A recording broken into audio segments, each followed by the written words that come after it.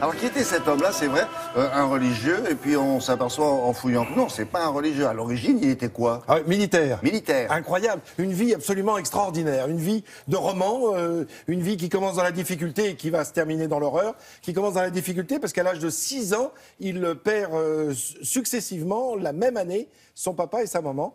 Et ça, c'est quand même assez dramatique. Alors, il est avec sa sœur recueilli par la grand-mère maternelle qui meurt très rapidement d'une crise cardiaque. Je vous dis, c'est un drame absolu. Et donc, du coup, ce sont les grands-parents paternels qui vont le guider. Le grand-père paternel est militaire. Et ça va sans doute lui donner des idées. Il entre à Saint-Cyr, pas très bien placé, dans une promotion qui, parmi les membres de cette promotion, ses copains pas de régiment, mais de Saint-Cyr, il y a un certain Philippe Pétain. Ils sont de la même promotion de Saint-Cyr. Alors lui, école militaire pour ceux oui, pardon, Saint-Cyr, école militaire, effectivement. Il en sort après 2 ans, un petit peu plus de 2 ans plus tard. Et là, il va avoir un premier poste. Et puis ce poste, il n'en veut pas. Il demande à être muté. Et il va faire partie du 4e régiment de hussards et qui vont partir en Algérie. Et ça, c'est ça qui va le transformer. On est à la fin du 19e siècle. On est en 1896. Oui, l'Algérie est conquise depuis 1830. Oui, absolument.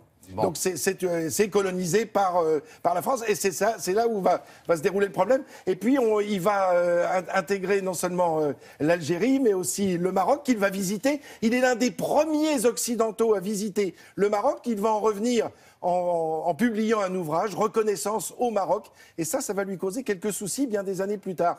Mais voilà, un homme qui est fasciné par le désert, alors que tout le temps où il a été militaire, il a fait la vie, mais plus que la vie. Il a fait la bombe, il a organisé de véritables orgies. Mais presque, pratiquement, il faisait venir des dames de petite vertu au cœur du régiment. Oui, non, mais ça a toujours existé. Oui, ça a toujours existé. Mais lui, il n'hésitait pas parce qu'il avait hérité de ses parents, puisque son grand-père lui avait permis, à l'âge de 18 ans... Vous savez qu'elle suivait les troupes. Elle suivait les troupes. Alors, on pourrait faire une chronique sur ce qui s'est passé à l'époque napoléonienne, par exemple. Oui, et après. Et après, absolument. Le BMC. Le BMC, bordel militaire de campagne. Bordel militaire de campagne. Et il y avait un officier qui était chargé de ça, s'occuper de ces jeunes femmes et qui veillait à ce qu'elles aient de quoi dormir, de quoi se nourrir. Et elles suivaient la troupe. De quoi se restaurer. Et elles étaient payées. Très mal, d'ailleurs. Alors, moi, ce que je vous propose, c'est de regarder des images. On va découvrir, évidemment, non seulement le personnage qui, à partir du moment où il met les pieds en Algérie, le voilà enfant. Là, il est à droite avec sa maman à gauche, qu'il va perdre très jeune, je vous le disais, puis sa petite sœur qui a 2 ans de moins que lui et ils vont rester très liés avec sa sœur. C'est d'ailleurs à sa sœur qu'il donne tout son héritage. Le voilà, jeune soldat, Charles de Foucault. Et on va voir tout à l'heure la différence avec le portrait qu'on va vous montrer dans un instant.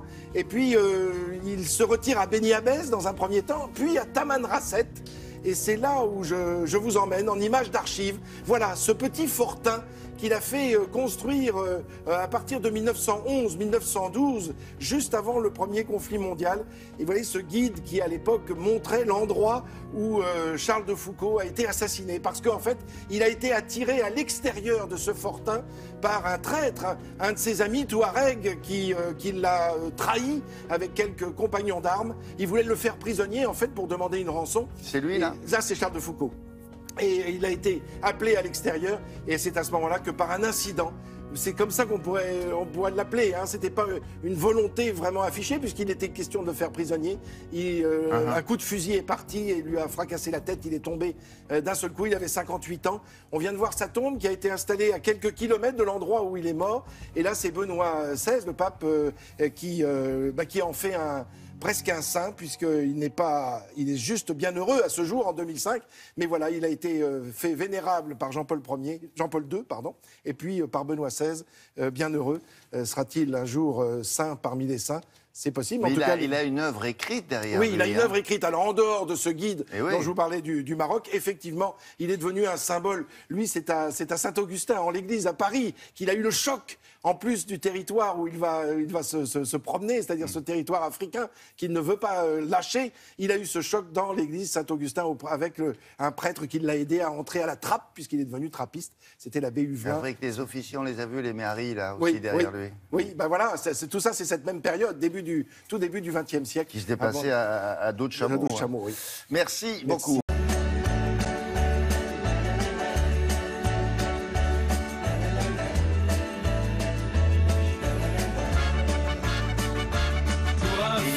matchs de football qui se sont terminés tard. Il devait être 22h45, quelque chose comme ça. À peu près. À peu près. Donc on va commencer par eux. Exactement, voilà. Avec Nice, not very nice with Paris. Parce que je suis bien. Les Niçois qui n'ont pas été très très sympas avec les Parisiens. Ah bon? C'était un petit peu tendu. Il y a eu un match nul à l'arrivée. Mais ils ont failli leur mettre la pâtée quand même. C'était très mal parti pour Paris. 17e journée du championnat de France. On regarde tout de suite ce qui s'est passé du côté du Parc des Princes avec des Parisiens qui, chez eux, passent un très mauvais début de soirée, mené 2-0 à la mi-temps, coup franc de Cyprien et but de Pléa. Donc c'est Nice qui mène. Et le PSG se réveille à la reprise. Ça fait 2, ça. Et peut surtout remercier, ça fait 2. Remercier Edinson Cavani, auteur d'un doublé. C'est 15e et 16e but en Ligue 1. Nice reprend la tête du classement avec 4 points d'avance sur le champion de France. Paris et Monaco est sur la deuxième marche du podium. Encore du foot. Au pied du podium cette fois-ci, Lyon qui a battu Rennes à 0. But de Valbuena du plat du pied. L'OL est 4e. Les Bretons 5e. Et juste devant d'autres Bretons, les Guingampais, battus par Saint-Etienne, également 1-0. Le seul but de la soirée donc est pour les Verts, pour Amouma, Guingamp 6e. Et les Stéphanois sont 8e. Ils ont mis tout le football. Hein. Ah ouais, bien. Et tout ce qu'il faut. Un petit peu de rugby, William? S'il vous plaît. Il y avait des clubs français hier en Coupe d'Europe. Et pour ces clubs français, hier, ça s'est très bien passé avec 3 victoires. Regardez, on va commencer par celle de Bordeaux-Bègles. Alors ne tentez pas de régler votre écran de télé. Hein. Il y avait du brouillard à Exeter, c'est en Angleterre. Et ça n'a pas empêché Bordeaux-Bègles de voir clair et de s'imposer 13-7. Baptiste Rhin, le capitaine, a inscrit une pénalité et un essai. 3e défaite pour les Anglais éliminés. Les Girondins sont 2e de leur poule derrière Clermont. En rouge, Toulon, vainqueur de la compétition en 2013, 2014, 2015, vice-champion de France. Et Toulon a battu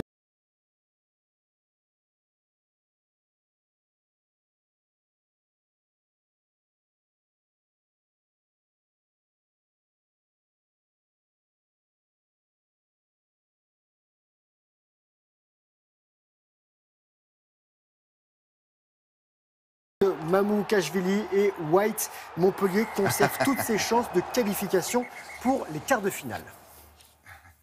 Qu'est-ce qu'on a d'autre? On a de la neige. Avec, oui. La neige en hiver, formidable. C'est pas partout la neige en hiver en ce moment. Ah bon. C'est à Pokljuka, c'est en Slovénie. On a presque eu un doublé tricolore. En tout cas, c'est très bien passé pour les équipes de France. Il est derrière tous ses sponsors et sa carabine. C'est le relais 4 x 7 km 5, le double champion olympique Martin Fourcade ici en action et ses coéquipiers Béatrix, Fillon-Maillet et Destieux. Ils ont été les plus forts, première place et individuellement, Fourcade lui a réalisé un sans faute ce week-end avec le relais donc et aussi le sprint et la poursuite. Chez les dames, 2e place pour Marie Dorin Habert et les filles de l'équipe de France. Il y avait Chevalier, Brezaz et Monnier. Sur le relais 4 x 6 km, l'Allemagne est première. Et tout s'est joué dans les derniers mètres entre Marie Dorin Habert en train de skier et l'Allemande Delmeyer. Delmeyer qui, elle, a également remporté ce week-end. Le sprint et la poursuite. Voici les Françaises à l'arrivée, juste derrière ces Allemandes. Ski alpin Val d'Isère en Savoie, déception pour Alexis Pinturo sur le slalom. Alors il a été vainqueur du géant la veille. Le skieur de Courchevel était en tête à l'issue de la première manche. Il a enfourché, il est parti à la faute sur le haut du second parcours. Victoire de Christophersen et le Norvégien qui est 3e du classement général de la Coupe du Monde après 7 épreuves, William. Et Alexis Pinturo, lui, est 2e derrière l'Autrichien Hirscher. Et encore un petit mot de ski, ce garçon, il s'appelle Benjamin Cavet, c'est du ski de boss. Voilà, on termine avec ça. Première étape de la Coupe du Monde à Ruka en Finlande. 2 Français sur les podiums. Benjamin, lui, se classe 3e chez les garçons. Et Perrine Lafont monte sur la 2e marche chez les filles. Et félicitations au chef de l'équipe de France qui s'appelle Ludovic Didier, que l'on salue, avec qui nous avions testé le ski de boss il y a quelques temps. C'est un copain à vous? Oui, c'est un copain et c'est un excellent chef. Un excellent prof de ski de boss. Bon, merci beaucoup. Et place à celle de l'emploi. La fête de fin d'année approche, vous le savez. Ça veut dire quoi? Ça veut dire une période importante pour les professionnels de la gastronomie aussi, dans les stations, certes, mais la gastronomie, c'est donc l'occasion pour nous ce matin de parler emploi dans ce secteur avec la météo de l'emploi. C'est comme ça que l'on appelle cette séquence ici. Nous avons de quoi être fiers de la gastronomie française, car elle a été inscrite par l'UNESCO au patrimoine immatériel de l'humanité. L'art gastronomique, c'est bien entendu la cuisine, mais c'est aussi les arts de la table qui savent si bien mettre en valeur le travail des chefs. Côté emploi, eh bien, regardons la carte. Les métiers de bouche embauchent près de 50 000 personnes par an et forment 40 000 apprentis. Parmi les entreprises dont nous allons vous parler ce matin, la maison Le Nôtre, le groupe L'Atelier des Chefs et pour les arts de la table, le groupe Guy de Graine. Le nôtre fête cette année ses 60 ans. Le célèbre pâtissier, traiteur, chocolatier, confiseur, organisateur de réception et restaurateur, reconnu pour son savoir-faire authentique, accueille chaque année une centaine d'apprentis. Pâtissiers, boulangers, confiseurs, cuisiniers, serveurs, vendeurs, avec pour objectif de leur proposer une carrière. La maison prévoit également de recruter des artisans confirmés. Et là, tout de suite, l'entreprise recherche des conseillers de vente pour ses boutiques parisiennes, des vendeurs à qui elle compte proposer un parcours professionnel leur permettant d'assumer rapidement des responsabilités. Entre les Français et la cuisine, c'est une véritable histoire d'amour, notamment chez les jeunes qui n'hésitent pas à suivre des cours pour apprendre à cuisiner. La cuisine pour se détendre et pour manger équilibré. C'est ce qui explique le succès de l'atelier des chefs créé en 2007 par François et Nicolas Bergerot. La société propose des cours de cuisine en atelier et sur le net avec eChef. L'entreprise va recruter en 2017 une dizaine de personnes, des commerciaux, car la société propose également de la formation professionnelle, et bien sûr des chefs qui souhaitent transmettre leur passion. Pour que la gastronomie soit mise en valeur, il y a les arts de la table. Le groupe Guy de Graine conçoit, fabrique et commercialise des collections de couverts, de vaisselle, de verres et d'articles culinaires pour la vie de tous les jours comme pour les grandes occasions. Porcelaine, grès, inox, métal argenté sont les matériaux transformés en assiettes, fourchettes, couteaux et casseroles. Côté recrutement, le groupe propose actuellement une trentaine de postes de vendeurs à temps plein, à temps partiel pour les boutiques, ainsi que des postes d'ingénieurs méthode, de techniciens méthode, de responsables de production, de responsables bureau d'études pour son usine de Vire dans le Calvados. Pour postuler à l'une de ces offres, rendez-vous sur le site de Télématin. Notre partenaire Météo Job vous indiquera la marche à suivre. Très belle journée à vous. Nous allons rejoindre notre correspondant permanent en Allemagne, Amaury Guibert, et je vais vous demander toute votre attention, madame, monsieur, sur ce que vous allez entendre maintenant. Ça pourrait donner des idées aux législateurs français. Alors, voilà de quoi il s'agit. Ce sont les députés allemands qui vont bientôt examiner une loi. Alors, ça provoque beaucoup de débats là-bas. Vous allez tout de suite comprendre pourquoi. Alors, cette loi devrait obliger les femmes infidèles à révéler le nom de leur amant. Alors, pourquoi est-ce qu'on leur demande une chose pareille? Eh bien, la réponse avec Amaury. Bonjour. Bonjour William, bonjour à tous. Alors cela concerne les femmes infidèles qui ont eu un enfant, uniquement celles-là, parce qu'en les obligeant à révéler l'identité de leur amant, cela permettra de connaître l'identité du père biologique de cet enfant, l'amant ou le mari. Et pour beaucoup de maris trompés, c'est une vraie avancée, cette nouvelle loi, car beaucoup d'entre eux ont souvent élevé un enfant, participé financièrement à son éducation, parfois versé une pension alimentaire quand un divorce a été prononcé, et cela pendant des années avant qu'ils ne se rendent compte, avant qu'ils n'apprennent que cet enfant n'est pas le sien.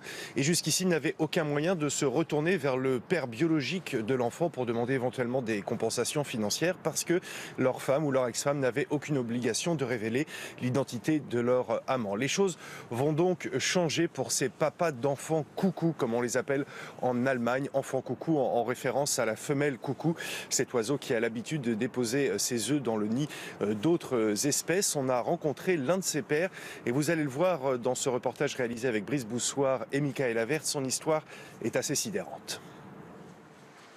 Pendant des années, il a cru être un père comme les autres. Stéphane Will a élevé ce fils qu'il chérissait. La chair de sa chair, pensait-il, avant de se rendre compte que cet enfant n'était pas le sien. Le monde s'est écroulé quand je l'ai su. Croire pendant près de 10 ans qu'on est le père biologique, et finalement non, c'était dur. C'était comme si on m'avait arraché un morceau du cœur. Il ne pouvait pas être le père, car il est stérile. Il s'en est rendu compte après son divorce, en essayant de faire un enfant avec sa nouvelle compagne. Sa première femme l'avait trompé, était tombée enceinte, mais n'avait jamais rien dit. Depuis, la justice l'oblige pourtant à verser tous les mois 200 € de pension alimentaire à cet enfant qui n'est pas le sien. Je crois que je suis plus en colère contre l'État allemand que contre mon ex-femme. Je me suis fait clairement avoir. C'est écrit noir sur blanc que je ne suis pas le père.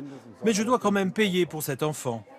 Alors que ce serait tellement simple d'éviter cela. C'est pour mieux protéger ces maris trompés qu'une nouvelle loi va, sous certaines conditions, obliger les femmes à révéler le nom de leur amant. Pour cet avocat qui a fait de la défense des pères trompés sa spécialité, cette loi marque une avancée et ce n'est pas qu'une question d'argent. La mère porte l'enfant en elle et pour cela, elle a une responsabilité particulière, notamment vis-à-vis de l'enfant. Car lui aussi veut savoir qui est son père biologique et pas seulement le père qu'il a élevé toute sa vie, le père social qui s'en est occupé.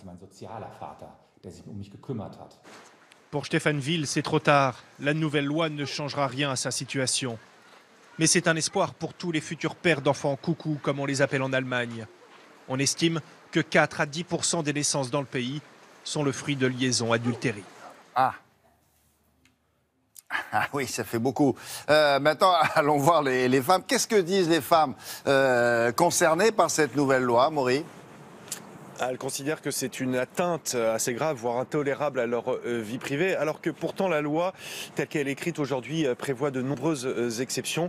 Une femme infidèle pourra ainsi refuser de livrer le nom de son amant si elle considère que cette révélation peut avoir des conséquences graves sur sa vie privée, sur sa réputation ou sur celle de son entourage. Elle n'aura pas à se justifier et aucune sanction ne sera prévue. En fait, c'est vraiment au juge de décider au cas par cas s'il faut faire quelque chose. Et donc pour les pères d'enfants coucou, eh bien le texte ne va pas assez loin et les exceptions sont trop nombreuses. Donc ils ont beaucoup d'espoir lorsque le texte sera examiné devant le Bundestag pour que les députés durcissent un peu ces conditions et qu'il y ait une réelle avancée. Le texte doit passer en début d'année prochaine, sans doute au mois de janvier, devant le Bundestag et on suivra ça bien sûr avec attention. Oui, j'espère bien. Merci à Maury.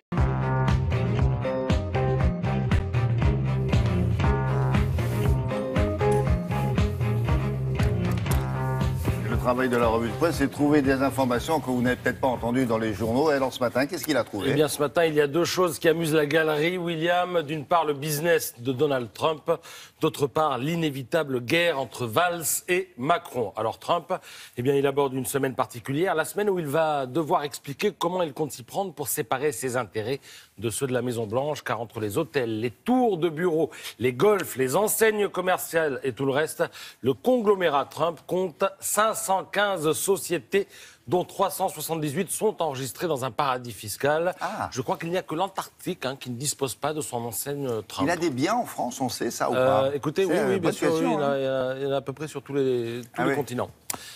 Quant à la castagne Valls-Macron, eh bien, elle a bel et bien commencé. Il semble que Macron mène au point après son meeting ce week-end. Tout le monde, ou presque, s'accorde pour parler de démonstration de force réussie, même si le Figaro fait la moue. Les bons sentiments ne suffisent pas à faire une bonne politique, écrit Yves Tréhard, selon lequel Macron propose du neuf avec du vieux. Il faut se méfier des impressions et des promesses de révolution, poursuit l'éditorialiste, qui n'a pas manqué, lui non plus, de noter le panache du candidat autodéclaré. Il prêche son registre et celui de l'incantation. Ces hurlements ont fait le tour du web ce week-end et une photo les résume. La voici dans Libération. Elle est signée Denis Allard avec cette légende. Macron vient de terminer son discours en ouvrant les bras comme en transe. On dirait Jésus. Puis, il marche sur le côté de la scène, le visage dur et les poings fermés comme Ibrahimovic qui marque un but. On veut le toucher, il ne sait plus où donner de la tête, il l'évite. Alors Macron, Valls, Trump, en marge de toutes ces évidences, j'ai choisi de m'arrêter sur un sujet dont il est régulièrement question dans le débat public, les migrants et les réfugiés. Les occasions de s'écharper sur ces questions ne sont pas si rares qu'il nous faille ignorer l'occasion d'en parler aussi de manière apaisée et positive. Il ne s'agit pas de faire preuve de naïveté militante, mais de montrer aussi une autre réalité. Regardez cette photo. Elle illustre une belle histoire que nous racontent les Échos. Cette photo, eh bien, c'est celle de la première promotion des réfugiés. Il y a là 14 réfugiés de 7 nationalités différentes et leurs formateurs. Ils ont été formés, ces réfugiés, conjointement aux Français et au métier de développeur informatique web et mobile. La moitié d'entre eux est sur le point de signer un premier contrat de travail. Tout cela a été rendu possible parce qu'une entreprise comme Total, on ne va pas se priver de la citer, quand les gens font des choses bien, il faut le dire, a décidé de s'engager en faveur de l'accueil et de l'insertion des réfugiés. Alors sur le thème des talents en exil, eh bien, je vous conseille également la lecture du magazine Oui Demain. On y trouve des portraits d'hommes et de femmes dont le parcours et l'histoire personnelle sont susceptibles de vous réconcilier avec la vie. Voici Hafiz. Il est afghan, il ne savait rien de la France avant de venir, dit-il. Je l'avais juste vu dans des films. Il est arrivé l'an dernier, il a dormi dehors pendant 6 mois, puis il a travaillé et investi dans une machine à coudre. Il est aujourd'hui tailleur indépendant et travaille pour des maisons de couture. La couture, il sait faire car, dit-il, j'ai appris à coudre dès mon plus jeune âge en regardant les autres faire dans l'atelier où j'étais apprenti. C'est lui. J'ai appris avec mes yeux et mon instinct, dit-il. Voici maintenant Husnia. Elle est afghane, elle aussi. Alors, elle était prof de droit, mais son diplôme n'a aucune valeur en France. Alors, elle est repartie à zéro. Aujourd'hui, elle est intervenante sociale à Paris. Pour elle, ça marche. Ça marche également pour Mohamed, qui est syrien, pour Ibrahim, qui est ingénieur, et syrien également. Le premier a appris le français à travers le langage de la cuisine. Il est aujourd'hui traiteur et il pense ouvrir son propre resto. Ibrahim, à droite, est syrien. Et en Syrie, il commandait 70 personnes. Aujourd'hui, il rénove des appartements à Paris. Voilà, 1001 belles histoires dans Oui, demain. Merci, Patrice. D'abord, Caroline Roux, qui a invité ce matin pour les 4 vérités Louis Alliot, le vice-président du Front National. Oui, et hier, Marine Le Pen a tenté de ramener le calme dans sa famille politique, car les tensions entre la nièce Marion Maréchal Le Pen et l'incontournable Florian Philippot s'exposent désormais au grand jour. Chérie, grâce à vous. Alors, si vous aussi...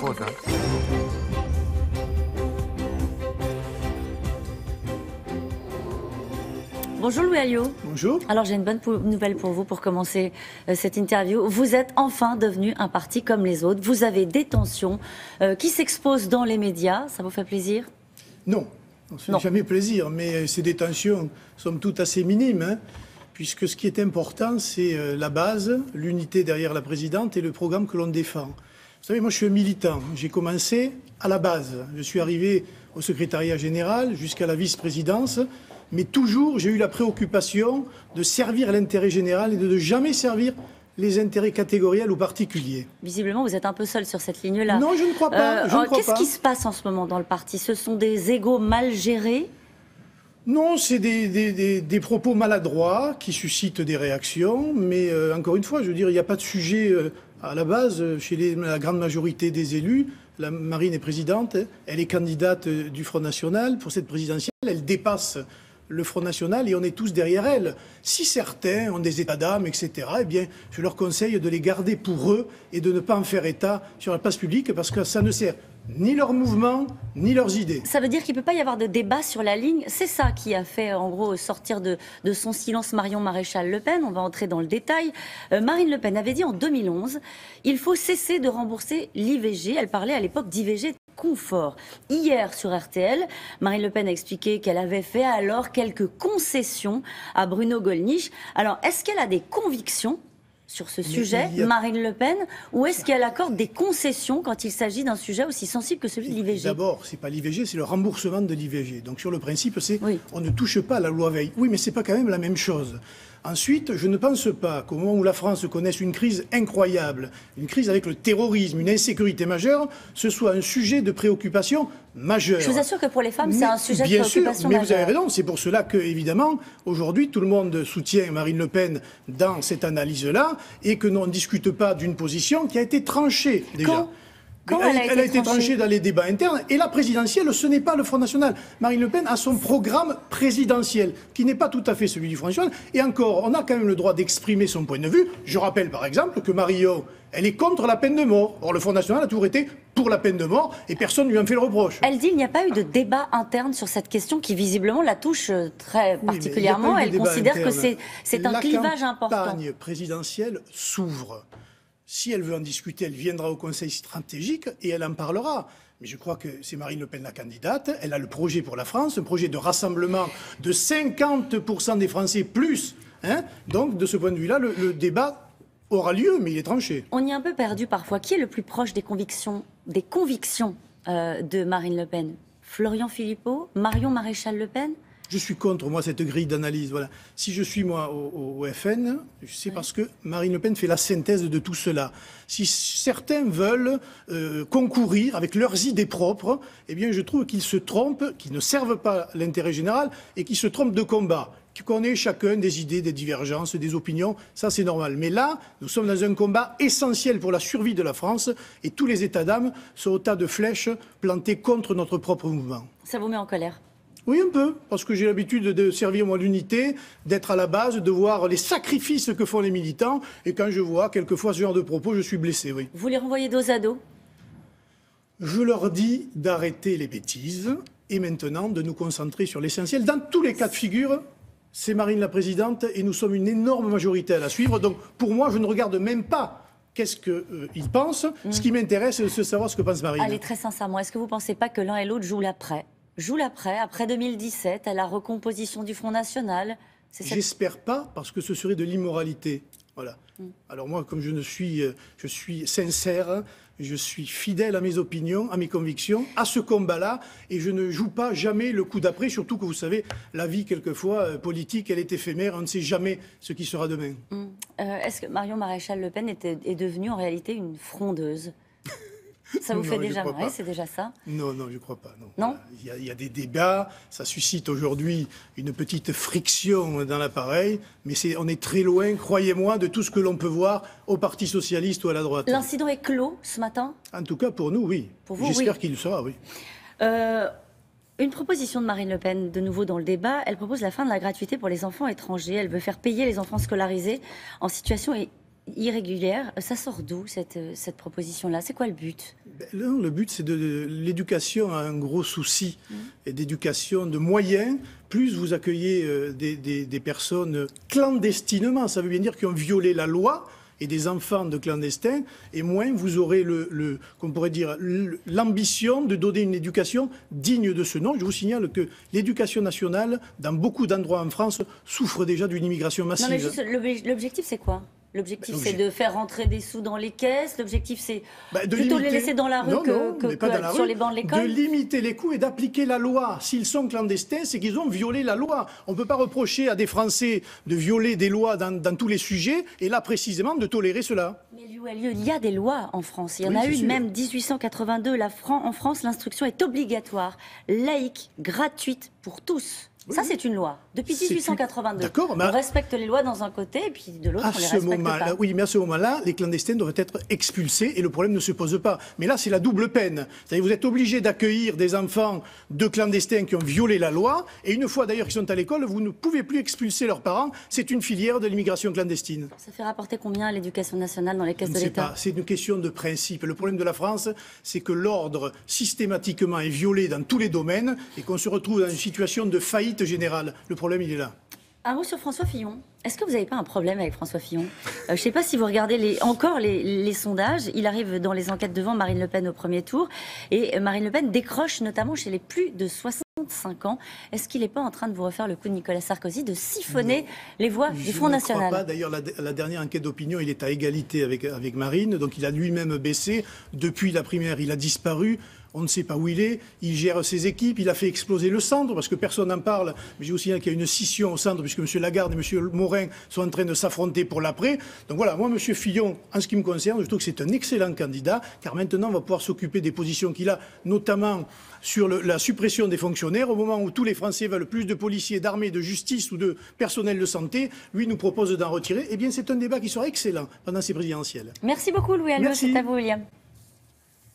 Merci beaucoup. Parce que c'est beau, la photographie. Bougeons plus, l'amour va passer. Y a pas de raison pour qu'on oublie. Ça gueule sur la frontale. Bougeons plus. On va ouvrir ce bloc-notes avec l'actualité des ventes aux enchères. On fait pas ça souvent, mais c'est l'occasion. Mais là, c'est spécial avec Mélanie Griffon. C'est quelqu'un qui met aux enchères des clichés emblématiques qu'on a déjà vus. Ils sont signés de Willy Ronis et c'est toujours aussi beau. On connaît tous ces images dans cette vente aux enchères qui est organisée demain par la Maison Arcurial. Vous allez non seulement pouvoir acquérir les pièces les plus emblématiques, bien sûr, mais aussi des pièces qui sont pas connues du tout. Donc c'est ça qui est intéressant. On est vraiment, William, au cœur de son fond photographique. On est au cœur de son travail. Ce sont les tirages qu'il a manipulés, qu'il a conservés, qu'il a transmis. Transmis à qui? Eh bien, à son petit-fils, Stéphane Kowalski, qui a hérité de plus de 6000 photographies à la mort de son grand-père. Et c'est lui qui organise cette vente demain. Alors, il en vend une toute petite partie, il en vend 160 au total. Mais vous voyez, on a une provenance là qui est irréprochable. Ça, c'est très important dans ce type de vente. Et puis, ce qui est très important aussi, c'est que ce sont des tirages du vivant de l'artiste. Donc ce sont soit des tirages d'époque, c'est-à-dire contemporains à la prise de vue, ou alors soit des tirages, ce qu'on appelle les tirages modernes, ce sont des retirages. Oui. Mais ce qui est intéressant de souligner, c'est que ça veut dire que ce sont des tirages qu'il a contrôlés. Exactement. Lui-même. Lui, il avait pas fait par d'autres. Exactement. Donc, s'ils sont comme ça, c'est parce qu'il l'a voulu. Exactement. C'est vraiment, tout a été fait sous son œil, quoi, en fait. Ouais. Alors vous allez voir, on retrouve bien sûr toutes les grandes thématiques. Il y a bien sûr les icônes avec le nu provençal, les amoureux de la Bastille, le petit Parisien. Alors on les a dans la vente en très grand format parce que Willy Ronis s'était amusé avant sa mort, sans doute pour la postérité, à faire des très grands formats. Ça, on les a jamais vus sur le marché. C'est des 130 par 90. Et puis après, on a bien sûr les luttes ouvrières, parce qu'il était très engagé, on le sait, auprès du Parti communiste. On a bien sûr Paris, avec sa célèbre série sur Ménilmontant. On a la Provence, dans laquelle il a vécu pendant très longtemps. Regardez, c'est Stéphane Kowalski, son petit-fils, qui nous parle de tout ça. Sous le ciel de Paris s'envole une chanson. Elle est née d'aujourd'hui dans le cœur d'un garçon. Mon grand-père avait une grande empathie envers son prochain, mais il avait surtout cette rigueur de composition dans l'instant, disons de la rue, dans l'instant, disons, volé au continuum du temps.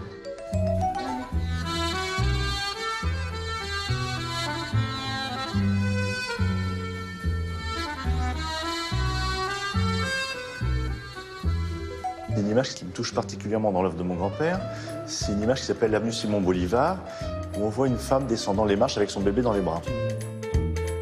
On est attiré par tous les éléments en mouvement qui sont figés dans cette image. Ce qui est assez amusant, c'est qu'il a découvert, 50 ans après avoir fait cette image, qu'il y avait un chat caché en bas des escaliers. On ne peut pas le voir au premier regard, dans la mesure où il y a déjà énormément de choses visibles.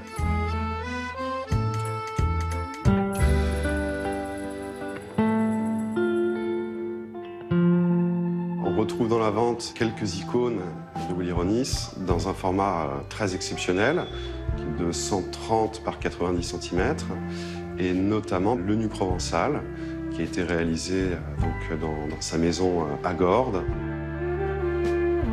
Il voit sa femme Marianne en train de faire sa toilette, et là il s'arrête, il lui dit « reste comme tu es ».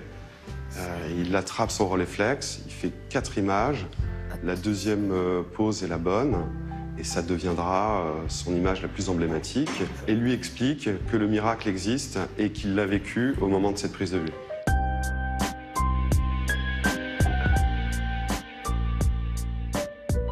Mon grand-père était très engagé aux côtés du monde ouvrier. Il y a une image que j'aime énormément, qui est une photographie qu'il a faite dans les usines Renault. Les ouvriers sont uniquement présentés par leurs ombres. Le seul élément figuratif de l'image, c'est le feu qui brûle au premier plan. Tout le reste, c'est que brume et ombre. Elle est empreinte du travail, de la sueur des ouvriers. C'est une image emblématique à mes yeux. À travers l'œuvre qu'on représente dans cette vente et l'ensemble de sa carrière, il y a une dimension vraiment universelle que l'on retrouve à travers toutes ces images, ces cadeaux du hasard, comme il le disait, et qu'il a su retransmettre à son public d'une manière vraiment exceptionnelle.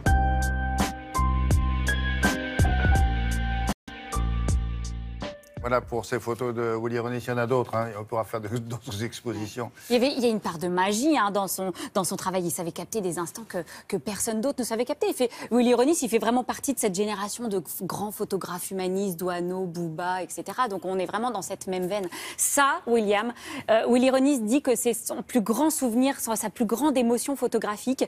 Il se balade au bord de la Seine, il traverse un pont, il voit des péniches. Il voit des péniches, il tombe sur ce convoi de péniches et il y a des enfants qui jouent comme s'ils jouaient dans une cour d'immeubles, en fait. Et là, il se dit, il y a un truc, il prend la photo, sauf qu'on est encore à l'époque de l'argentique. Et là, on n'a pas on est obligé d'attendre le développement de la photo. Et là, il raconte qu'il court chez lui, le cœur battant, parce qu'il ne sait pas s'il a la bonne prise. Et il sentait qu'il y avait... Il dit, si j'ai pas la bonne, il faut que j'y retourne.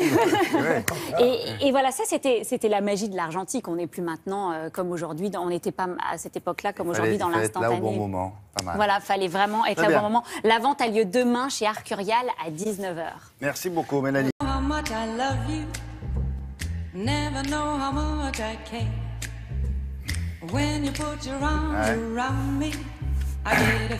Vous vous souvenez peut-être de Star Wars, c'est pas si vieux que ça. Et le petit robot R2D2 in French, là, vous allez pouvoir en rencontrer un bientôt, quand on verra ça avec Isabelle Martinet. C'est un nouveau service original, utile, j'espère. C'est donc un robot qui vous donne un coup de main? Oui, c'est ça. C'est un petit robot qui va vous reconnaître, qui va vous suivre partout dans le magasin et va vous aider à faire vos courses. Vous vous identifiez, vous faites connaissance en quelque sorte. Et ensuite, il vous suit dans tout le magasin, le supermarché, et il vous porte vos courses. Alors, c'est quand même extrêmement... Il a un petit chariot derrière lui. Vous mettez un petit cabas entre ses pattes avant. Vous allez voir ça de plus près d'ailleurs. Et il porte toutes les courses. Donc, pensez aux femmes enceintes qui ont du mal parfois à pousser un chariot un peu lourd, aux mamans avec les poussettes, les enfants en bas âge, et puis aussi évidemment les personnes âgées qui ont parfois du mal à se déplacer, ou encore les personnes à mobilité réduite. Donc c'est une excellente idée, ça permet... C'est lui là? C'est lui. Il est un peu maigrichon, non? Oui, mais il va peut-être prendre un petit peu de volume une fois qu'il aura le cabas avec les courses. Pour l'instant, il y a 2 prototypes qui sont testés dans un magasin qui est situé dans le nord de la France, parce que c'est un magasin emblématique de l'enseigne. C'est un hypermarché, vous savez, c'est ces gros magasins avec, par exemple, disons, aux alentours de 70 000 références. Donc, il y a de tout, vraiment tout ce qu'on veut. Et il vous suit absolument partout. Est-ce que ça va se généraliser? C'est bien possible, car pour l'instant, ça plaît bien. Regardez le fonctionnement et regardez la réaction, évidemment, des clients. Nous proposons un robot destiné à assister nos clients pendant leurs courses, c'est-à-dire que ce robot va porter les sacs des clients jusqu'à la ligne de caisse. Ce robot s'adresse essentiellement aux femmes enceintes, aux personnes à mobilité réduite, aux personnes âgées ou aussi aux familles nombreuses qui auraient des poussettes ou autres encombrements gênants pour faire leurs courses du quotidien. Pour nos clients, c'est très simple. Il leur suffit de se rendre à l'entrée de notre magasin, de demander à l'un de nos agents de sécurité qui leur mettra à disposition l'un de ses assistants. Ensuite, il suffit d'appuyer sur un bouton pour se faire identifier par le robot. Je vous rassure, c'est juste la physionomie générale, il n'y a pas de prise d'image du tout de nos clients. Et ensuite, ce robot va tout simplement suivre le client de face comme de dos durant toutes les courses sur l'ensemble de notre magasin. Aujourd'hui, nous en avons 2 en test sur le magasin et nous verrons bien à l'issue de ce test si nous continuons à avoir ces robots, si nous devrons en avoir plus et éventuellement les déployer sur les autres magasins. Donc on va pouvoir recharger notre assistant robot toute la nuit, ce qui va permettre à 15 de nos clients de l'utiliser dans la journée, le temps de course étant approximatif de 45 minutes par client. Nos clients plébiscitent cet assistant robot. Il est simple d'utilisation. Donc les clients qui l'ont déjà utilisé une fois vont revenir justement chez nous, le demander pour pouvoir l'utiliser à nouveau. En étant enceinte, quand il y a des petites courses à faire, c'est vraiment très pratique. Donc dès que j'en ai à faire, je l'utilise assez régulièrement. Pour l'instant, les premiers indicateurs, tant sur la satisfaction client et technique, sont plutôt très positifs. Maintenant, ça reste un prototype qui coûte cher et il va falloir donc industrialiser ces prototypes de manière à ce qu'on réduise les coûts et qu'on puisse plus facilement déployer cette solution qui aide réellement nos clients. Mais il n'est pas tenté de suivre quelqu'un d'autre? Mais si, c'est un prototype, donc de temps en temps, il se trompe un peu. Donc, c'est arrivé dans le magasin, il s'est trompé de personne. Donc, tout d'un coup, vous faites vos courses, vous retrouvez avec un robot derrière vous qui vous suit. Et qu'est-ce qui se passe? Mais pour l'instant, il ne vous parle pas. On dit pour pas, Isabelle, tu t'es gourée, ça c'est trop cher. Exactement. Un jour, on pourra lui parler. Alors, un jour, on pourra vraisemblablement lui parler. Donc, ça va sans doute se généraliser. Pour l'instant, c'est en période de test. Ça plaît beaucoup. Ils vont passer à la mise en place du prototype 2, puis ensuite à la phase d'industrialisation. Mais bon, ça se passe bien pour l'instant. En tout cas, c'est drôle. Merci beaucoup. Julia aussi a l'intention de s'adresser à vous, madame, monsieur consommateur. Un moyen de vous protéger contre les milliers de sollicitations quotidiennes. Comment on fait? Oui, l'envahissement permanent, hein, l'invasion. C'est vraiment l'idée, c'est de dire adieu aux publicités qui vraiment remplissent par dizaines notre boîte mail tout le temps. Vous pouvez passer commande une fois sur un site et une fois que vous l'avez fait, vous êtes harcelé toute votre vie par des produits similaires. Hein. On vous dit ces articles pourraient vous intéresser et c'est des sollicitations permanentes. L'idée là, c'est de nettoyer votre existence sur Internet, mais seulement sur certains sites. Je ne dis pas que ça n'existait pas avant, mais c'est quand même assez exceptionnel parce qu'avant c'était un processus très compliqué. Il fallait être en gros très doué pour le faire. Et puis surtout, ça nettoyait votre existence totale. Là, l'idée, c'est que vous allez choisir les sites par lesquels vous ne voulez plus être sollicité. Les sites où un jour vous avez créé un compte commercial parce que vous avez voulu acheter quelque chose une seule fois et pas être sollicité en permanence. Et c'est pour ça que c'est très bien. Ça s'appelle DCitMe. Vous inscrivez simplement votre site internet, c'est-à-dire votre adresse mail, et ensuite, on va vous proposer ou non de supprimer tel ou tel site commercial. C'est très bien. Oui, je vais essayer de vous traduire la question que je viens d'avoir. C'est un consommateur, Monsieur Druin de Paris. Vas-y, redis-moi. Je vous écoute. Je voulais savoir, est-ce qu'on gomme site par site ce qu'on veut ou c'est un package de sites qu'on efface? Non, on gomme site par site. Vous donnez votre adresse mail et le site va trouver tous les comptes que vous avez référencés sur le net. Et un par un, vous choisissez de les supprimer ou non. C'est pratique, c'est super pratique cette émission. Je peux poser des questions, j'ai des réponses formidables. Vous avez d'autres questions, Régine? Pour l'instant, c'est bon. Bon. Sinon, faites seulement, hein, n'hésitez pas. D'accord, comme vous voulez. Voilà, merci beaucoup, au revoir.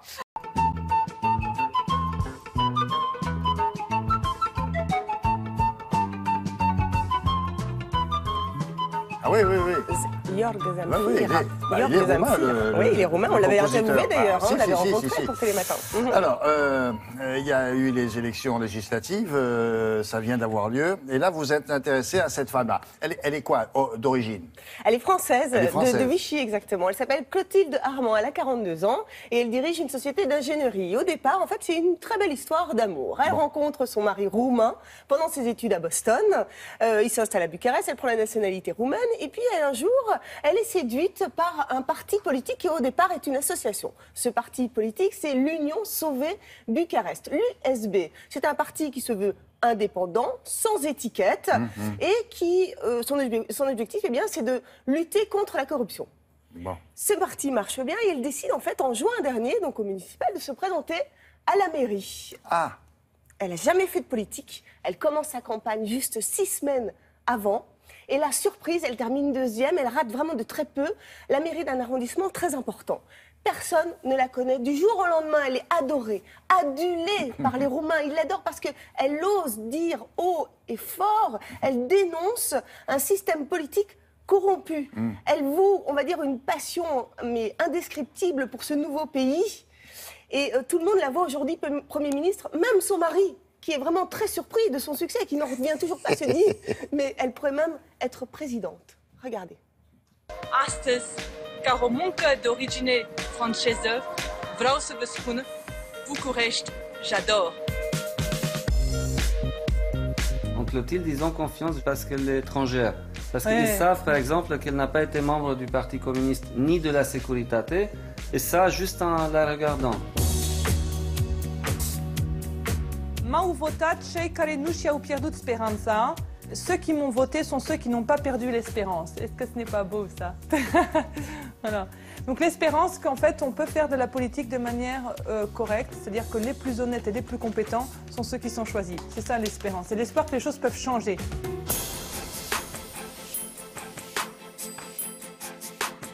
Quel est cet engouement, l'engouement du peuple roumain vis-à-vis de vous? Le fait qu'une Française vienne et puis s'intéresse et puis adhère complètement, parce que c'est ça ce que je fais, j'ai une grande empathie avec ce peuple. Les Roumains, quand ils sentent qu'il y a une personne occidentale qui épouse leurs valeurs et leur culture, évidemment ils se sentent très flattés. Ils s'engagent pour eux. Ils sont heureux et ils ont confiance.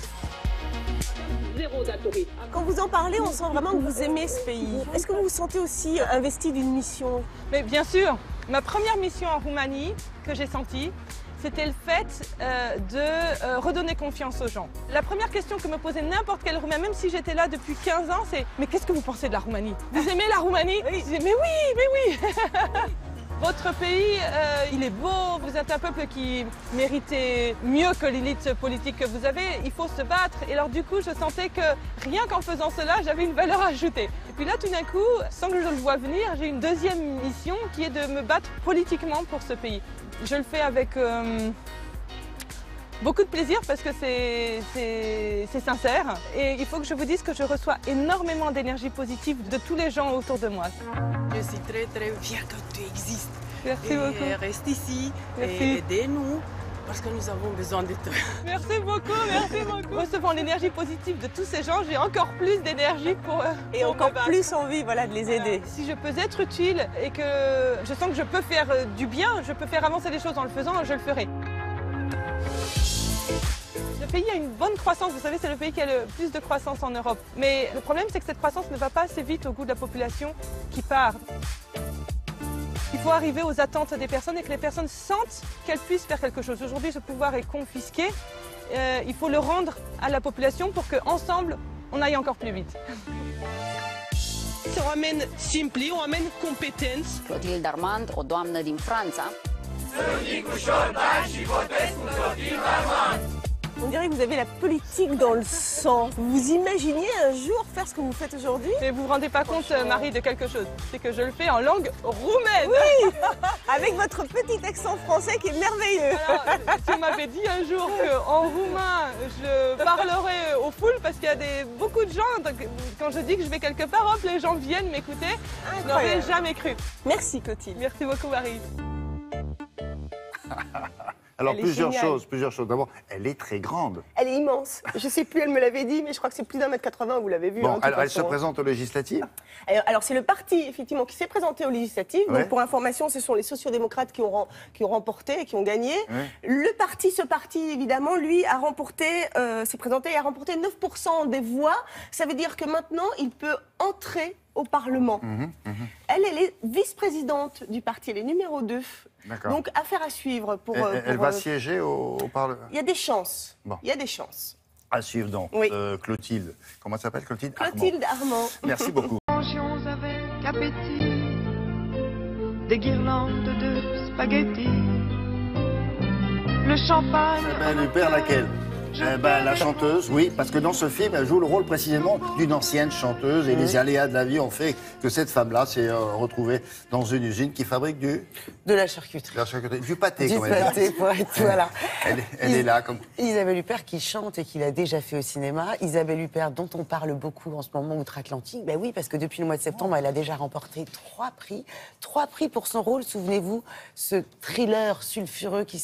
Elle, du néerlandais Paul Verhoeven, qui était à Cannes. Vous savez, elle jouait avec Laurent Lafitte, une femme qui prenait un certain plaisir avec son violeur.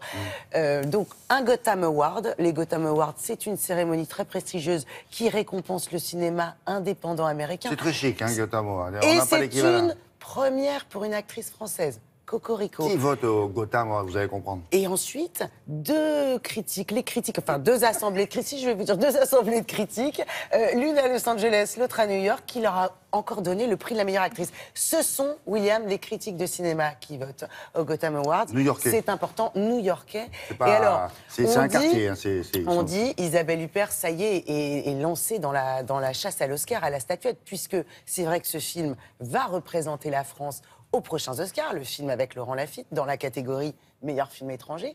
Mais Isabelle Huppert est en lice aussi, elle a été présélectionnée dans la catégorie meilleure actrice, aux côtés de Nathalie Portman. Ça, on le saura définitivement mi-janvier, où les 5 noms définitifs des nominations, des nominés, seront dévoilés. Ce film Souvenir, en attendant, c'est un film belge, un deuxième film de Flavio De Furnes. Vous ne le connaissez pas, il a 45 ans.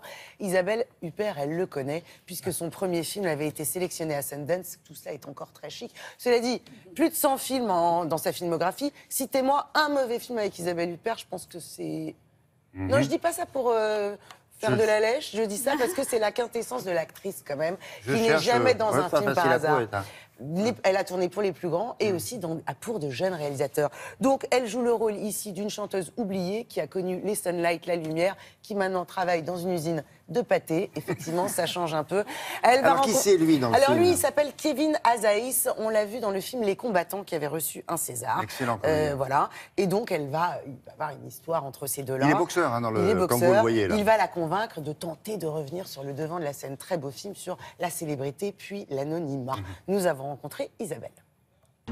Bonjour Isabelle. Bonjour. Merci d'être avec nous. Je sais à qui vous me faites penser. Vous savez à qui?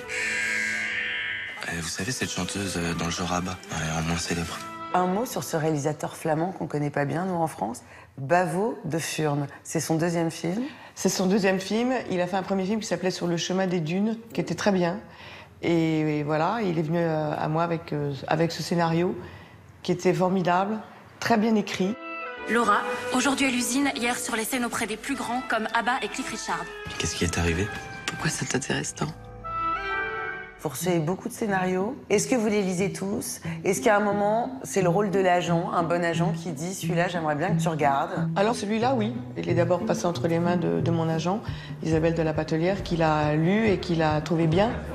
Quand Jean m'a dit que vous travailliez avec lui à l'usine, j'y croyais pas. Et qui m'a vivement conseillé de m'y intéresser. Après, il vous a laissé tomber, hein, et puis après, ça a été pouf, la chute. Dans le cadre d'un premier film, évidemment, les critères de choix sont plus intuitifs que dans le cas d'un metteur en scène dont on connaît le travail ou avec lequel on a déjà tourné ou qui a fait déjà beaucoup de films. Je vais m'occuper de toi. Tu vas redevenir une vedette. Combien elle demande? 500 €.